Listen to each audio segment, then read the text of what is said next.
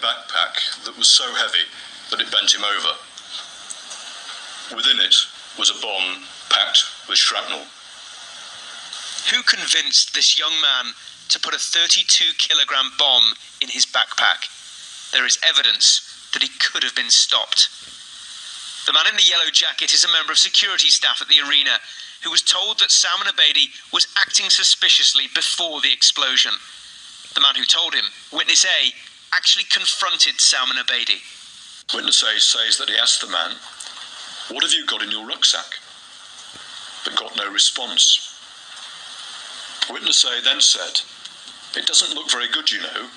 What you see with bombs and such, you with a rucksack like this, in a place like this, what are you doing?" The man responded, "I'm waiting for somebody, mate. Have you got the time?"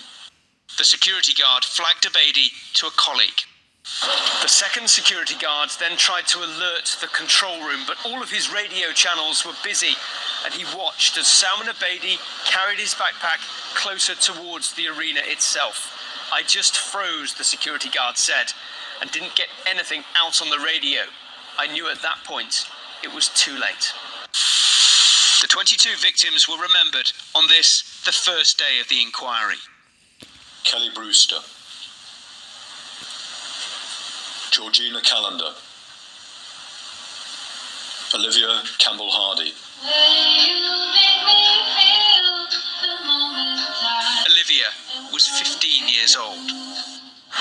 Hearing it was flagged and there wasn't much done hurts a bit, but knowing that he was seen is a bit of a relief, really, because there's others there that need to know that, you know, it can be learned from. It's only 3 weeks since Hashim Abedi, the brother who helped make the bomb, was jailed for life with a minimum of 55 years. The inquiry will also examine significant concerns that police commanders took too long to allow ambulance and fire crews in to help. It meant people like Sean Gardner were left on their own, trying to save people's lives. It's obviously left some really deep scars, and there was always going to be a 5 or 10 minute gap, but you know, it was 20-25 minutes by the time we actually got some assistance. What counter-terrorism officers knew will be too sensitive to be heard in public, but the inquiry chairman has vowed to be as open as he can be. The process, he says, isn't about finding scapegoats, but establishing the truth. Tom Parmenter, Sky News, Manchester.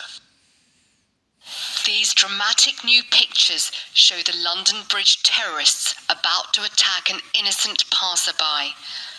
Footage too graphic to show. Moments later, police have sped to the scene and in a hail of bullets shot the 3 attackers dead. It was the end of 8 minutes of carnage. These were the lives lost in that time.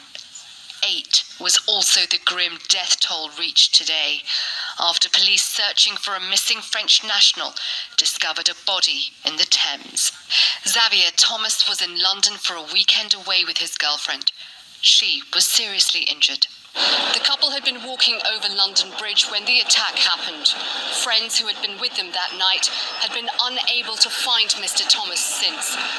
It's thought he was thrown into the water when he was struck by the terrorists' speeding van. Also killed was Sarah Zelenak, who was on a night out. From Australia, she'd been working as an au pair in London.